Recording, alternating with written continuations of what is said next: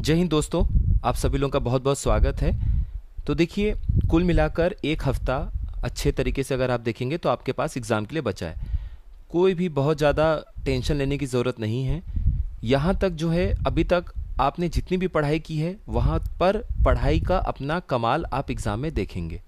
लेकिन यहाँ से अब आप आराम से जो भी चीज़ें आपको इम्पोर्टेंट लगे उनको रिवाइज़ करिए। अगर आपने टेस्ट पेपर को कहीं अटेम्प्ट किया है या जो भी आपने टेस्ट अटेम्प्ट किया है उसके इंपॉर्टेंट पॉइंट अगर आपने लिखे हैं या कोई भी आपको लगे कि एक दो फुल लेंथ टेस्ट हैं उनको आप अटेम्प्ट कर सकते हैं।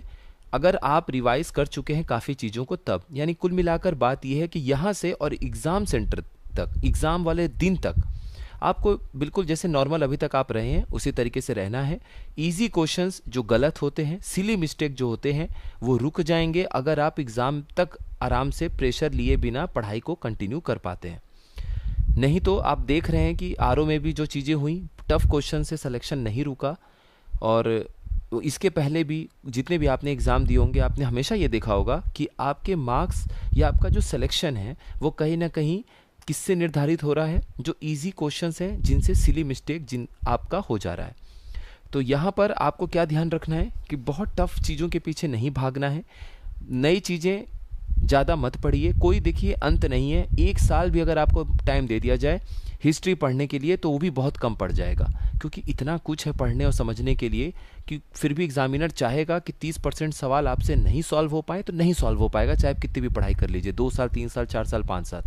तो इतना भरोसा रखिए कि जो भी आप पढ़ाई कर रहे हैं, भले ही आप 80% तक भी सिलेबस को प्रिपेयर करिए, यहाँ तक कि 70% भी सिलेबस प्रिपेयर करके जाइए, लेकिन वहाँ पर आपको क्वेश्चंस को ध्यान से पढ़ना है और जितना आपको लगे कि आपके पास नॉलेज है और आपके पास जो गेस वर्क आप कर सकते हैं वहाँ पर आपको करना है। और वो आप तभी अच्छे से कर पाएंगे, 100% अपना या 90% तभी दे पाएंगे जब वहाँ पर आप कूल तरीके से रहेंगे, वहाँ पर आप धैर्य बनाए रखेंगे। तो यहाँ से अब कुछ चीज़ें हैं जो आप ध्यान दीजिएगा। सबसे पहला, अगर आपने कोई टेस्ट वगैरह दे रखा है तो ठीक है, आप उनको देख जाइए, कोई बात नहीं। अगर आपने इंपॉर्टेंट मार्क कर रखा है तो उसको देख लीजिएगा। ये नहीं कि 20-25 टेस्ट लेकर बैठ गए, 50 टेस्ट लेकर बैठ गए, लास्ट के 1-1.5 हफ्ते में, एक हफ्ता बचा आपके पास तो प्रेशर में आप आ जाएंगे। बहुत मोटी मोटी किताबें हैं, टेबल से हटा दीजिए, सामने से हटा दीजिए, साइड रख दीजिए, उसको रेफरेंस की तरह यूज़ करना है। PYQ सॉल्व करिए। अगर आपने PYQ को सॉल्व कर रखा है तो भी कोई बात नहीं, उसमें से आपने इंपॉर्टेंट मार्क कर रखा होगा, नहीं मार्क कर रखा है कोई बात नहीं, फिर भी 2021 से 2024 के कम से कम देख जाइए, 2019 से 2024 के PYQs को अच्छे से सॉल्व कर लीजिए। ये हो गई एक बात। दूसरी चीज़, जो किताबें हैं, मोटी मोटी किताबें हैं, नोट्स हैं, उनको साइड करिए, उसमें से आपको रेफरेंस की तरह यूज़ करना है। जैसे मान लीजिए कि कोई आप माउंटेन पढ़ रहे हैं, आपको कॉन्सेप्ट में प्रॉब्लम हो रहा है, ब्लॉक माउंटेन क्या है, कुछ भी, ज्योग्राफी है चाहे पॉलिटी है, तब आप उनको यूज़ करिए। अदरवाइज़ जो शॉर्ट नोट्स हैं उनको आप ज़्यादा पढ़िए। बहुत ज़्यादा प्रेशर नहीं लेना है, बहुत ज़्यादा मतलब इस तरीके से नहीं कंसिडर करना है PCS के एग्ज़ाम को कि एकदम से हवा हो जाए या फिर आपके ऊपर हावी हो जाए, तो फिर आपका वहाँ पर परफॉर्मेंस गड़बड़ हो जाता है। तो एकदम नॉर्मल रह के अच्छे से पढ़ाई करिए और जो PYQs हैं, जो बेसिक्स हैं, उनको देख जाइए। सिर्फ करंट अफेयर्स दिन रात मत पढ़िए, करंट अफेयर्स पढ़िए, लेकिन करंट अफेयर्स में क्या करिए, आपको कहीं स्टैटिक पोर्शन दिख जाता है। जैसे जगदीप धनखड़ जी जो अपने 14वें उपराष्ट्रपति थे, उन्होंने रिज़ाइन दे दिया।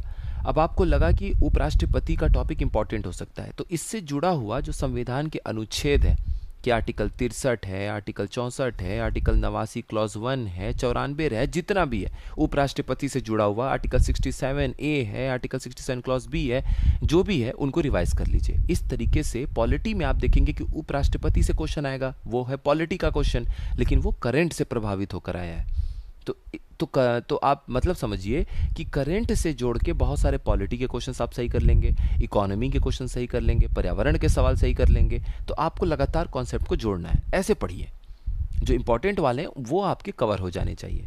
और ये आपको कैसे पता चलेगा, जो PYQ में जितने टॉपिक्स हैं उनको कंप्लीट कर लीजिए, उनको नहीं छोड़ना है, और करंट से जोड़ के जो टॉपिक आप पढ़ सकते हैं उसको पढ़ लीजिए, उसको नहीं छोड़ना है। ये हो गई कुल मिला के बात।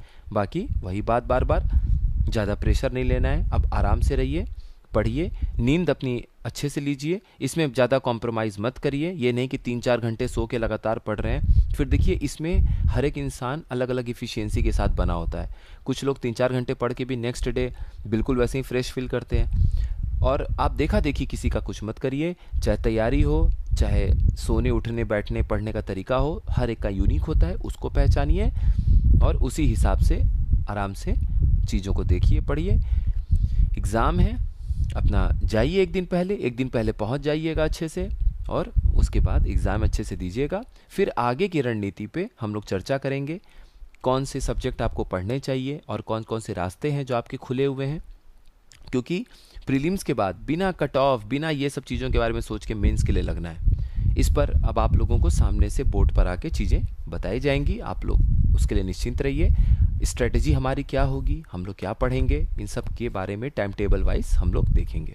फिलहाल प्रीलिम्स है, उस पर फोकस करिए, जो भी पढ़ सकते हैं उसको कंटिन्यू रखिए। इसके बाद जो भी वैकेंसी आएगी आपको ये पूरी पढ़ाई उसमें काम देगी, और बाकी PCS प्री अच्छा होगा तो उसमें तो काम देगा ही आपका।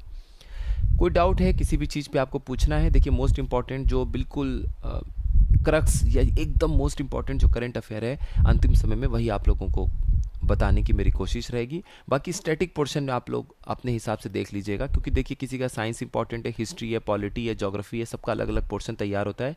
इसीलिए एक वरीयता वाला जो क्रम है वो आप लोगों को नहीं बताया जा रहा है मेरे द्वारा, नहीं तो आप लोगों के लिए बता देता कि हिस्ट्री पे ध्यान दीजिए, पॉलिटी पे दीजिए।